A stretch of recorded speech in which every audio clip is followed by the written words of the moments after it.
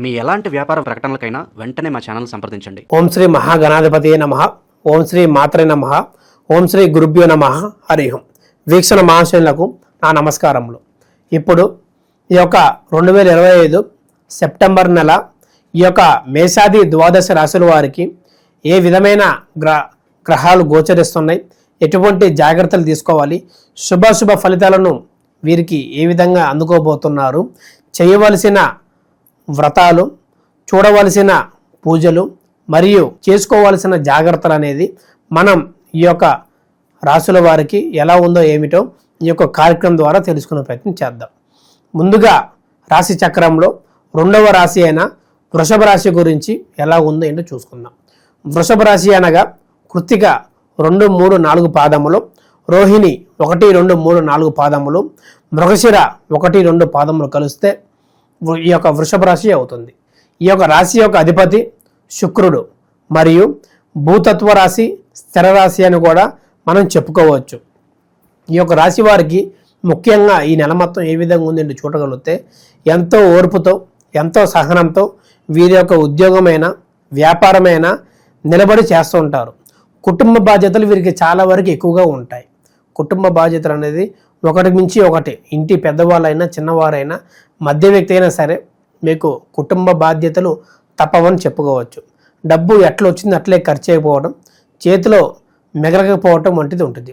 వీరికి ఓర్పు కూడా చాలా వరకు స్త్రీలలో ఎక్కువ ఉంటుంది. ఒక వివాహం అయిన తర్వాత అయినా ఏదైనా అత్త మామ నుంచి గొడవ అయినా భర్త యజమానం చేపట్టినా సరే వీరిలో చాలా సహనంతో, ఓర్పుతో, అటు పుట్టింటికి మాట రాకుండా అత్తగారింట్లో ఎంతో అన్యోన్యంగా ఒదుగుతూ ఏమనుకున్నది చూపించుకుంటూ అనేది కొనసాగించడం వంటిది చాలా వరకు ఎక్కువగా ఈ యొక్క రాశి వారికి ఎక్కువగా ఉంటుంది. జాబ్లో కూడా ప్రమోషన్ రాలేదని చెప్పి ఆవేశపడి రిజైన్ వంటిది చేయకుండా ముందుకు సాగుతూ తదుపరి ప్రమోషన్ కోసం వేచి చూడడం అంటే జరుగుతూ ఉంటుంది. వీరికంటే తక్కువ స్థాయి ఉన్నవారు లేదా తక్కువ పని చేసే వాళ్ళకు కూడా ఈ యొక్క ప్రమోషన్ రూపంలో, ఉద్యోగం పెంచే రూపంలో అనేది పెరుగుతూ ఉంటుంది.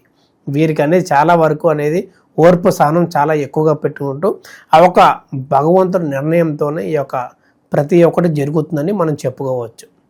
అదేవిధంగా ఈ నెల మొత్తం వీరికి కుటుంబంలో చిన్న చిన్న కలహాలు వీరికి ఏర్పడతాయని చెప్పుకోవచ్చు. కుటుంబంలో చాలా వరకు అనేది కలహాలు ఏర్పడే విషయంగా కనబడుతున్నది.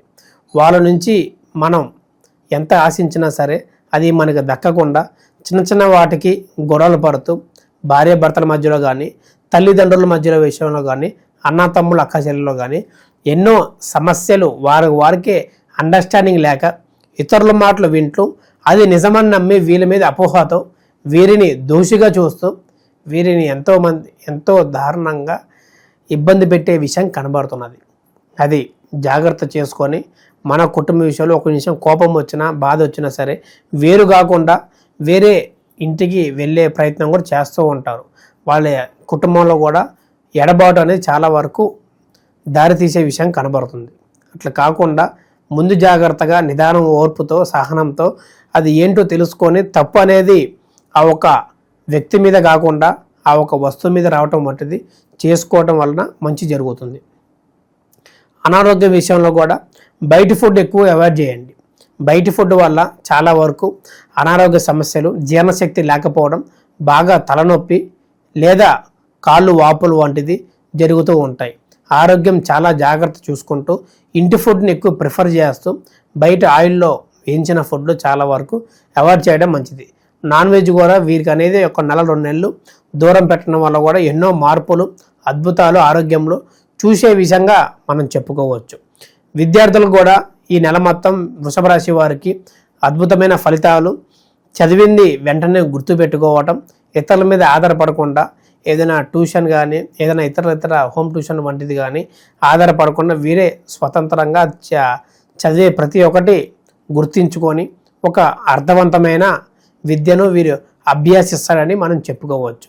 తల్లిదండ్రులు కూడా ఈ యొక్క పిల్లల చదువు వల్ల ఆనందం కలుగుతుందని మనం చెప్పదగిన సూచన.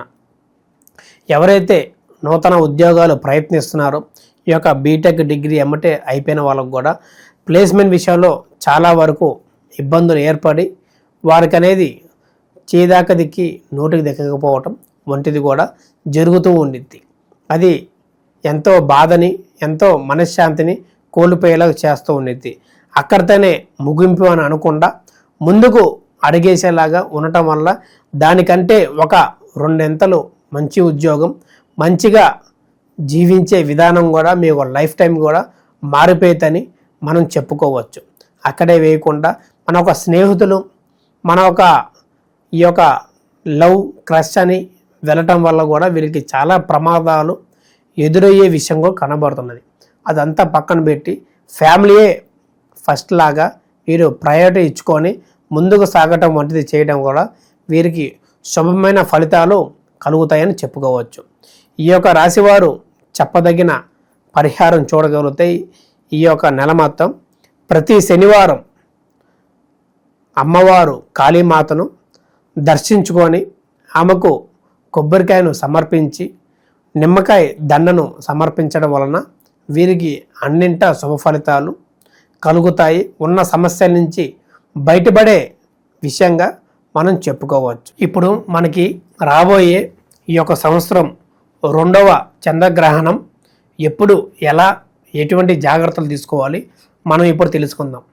మనకి మొదటి చంద్రగ్రహం వచ్చేసరికి మార్చి 14వ తారీఖున పూర్తయింది కాబట్టి ఇప్పుడు రాబోయే 2వ చంద్రగ్రహణం ఈ యొక్క సెప్టెంబర్ 7వ తారీఖున మనకి మొదలయ్యే సమయం చూడగలిగితే రాత్రి 9:55 నుంచి మరియు మధ్యరాత్రి ఈ యొక్క 8వ తారీఖు సెప్టెంబరు సోమవారం నాడు 1:35 పూర్తవుతుంది. మనకి ప్రారంభమయ్యే రోజు చూడగలిగితే శుక్లపక్షము ఆదివారము, శతభిష నక్షత్రము కుంభరాశిలో ప్రారంభమయ్యి మరియు సోమవారం 8వ తారీఖున ముగిసే విషయం కనబడుతుంది. ఈ యొక్క చంద్రగ్రహంలో మన ముఖ్యంగా చూడగలిగితే అసలు ఎందువల్ల ఏమిటి చూడగలిగితే ఈ యొక్క సూర్యకిరణాలు అనేది మన ఒక చంద్రుని మీద పడకుండా భూమి మధ్యలో నిలుస్తూ ఆ ఒక సూర్యుని కిరణాలు అడ్డుగా నుంచొని ఆ ఒక చంద్రుడిని కప్పేస్తూ ఆ ఒక కిరణాలు భూమి మీద పడకుండా ఈ యొక్క 3:30 వరకు అడ్డుకుంటూ చంద్రగ్రహం అని మనం చెప్పుకోవచ్చు. ఈ యొక్క చంద్రగ్రహం నాడున ఎక్కువగా గర్భిణీ స్త్రీలు లేదా వృద్ధులు జాగ్రత్తగా ఉంటూ నిద్రిస్తూ లేదా శ్లోకాలని పఠిస్తూ చేయటం వల్ల కూడా జరుగుతున్నది. ఈ యొక్క చంద్రగ్రహం వలన ఎటువంటి ప్రమాదం లేదా రాసులకి ప్రమాదం అనేది చాలామంది చెబుతూ ఉంటారు. వాటి నేటిని పట్టించుకోకుండా మీ పనులు మీరు చేసుకుంటూ వారికి ఎక్కువగా ప్రభావం చూపదని మనం చెప్పుకోవచ్చు. ఈ యొక్క గ్రహణం దాదాపు చూడగలిగితే 3:30 వరకు ఉంటుంది కాబట్టి ఈ యొక్క 9:30 వరకే నిద్రిస్తే ఎటువంటి ఇబ్బంది లేదని చెప్పుకోవచ్చు. తెల్లవారుజామున లేచిన వెంటనే తలస్నానం చేసి శివాలయం దర్శనం చేసుకొని శివాభిషేకం చేసుకోవటం వల్ల కూడా వీరికి శుభ ఫలితాలు కలుగుతూ అన్నింటా బాగుంటుందని మనం చెప్పుకోవచ్చు. దాన్నే పాటిస్తూ ఎటువంటి అనుమానాలు, ఎటువంటి శాంతులు చెప్పినా సరే చేసుకోకుండా జాగ్రత్తగా ఉంటూ దీని ప్రభావం ఎక్కువగా భూమి మీద పడకుండా మనుషులు ఎవరికి పడకుండా ఉంటుందని మనం చెప్పదగిన సూచన. మరియు మీకు ఎటువంటి సలహాలు కావాలన్నా, ఎటువంటి ఆచారాలు పాటించాలన్నా మా ఒక కింద కనబడుతున్న నెంబర్కి సంప్రదించి అపాయింట్మెంట్ తీసుకొని మీ యొక్క వ్యక్తిగత జాతకాన్ని తెలుసుకొని ఎటువంటి సమస్యలతో బాధపడుతున్నా సరే వాటి యొక్క చక్కని పరిహారం మార్గాన్ని తెలుసుకొని ముందుకు వెళ్ళటం అనేది చేసుకోండి. ఈ యొక్క రాశి ఫలాలు అనేది దాదాపు 50 నుంచి 70% వరకు ఫలిస్తుంది. మరియు పూర్తిగా తెలుసుకోవాలనుకున్నా మా ఒక నంబర్కి సంప్రదించి మీ యొక్క సందేహాలు ఏదైనా సరే ఎటువంటి సమస్యకైనా సరే చక్కని పరిహారం అనేది చూపబోతాం. శుభం. లోకా సమస్త సుఖినో భవంతు.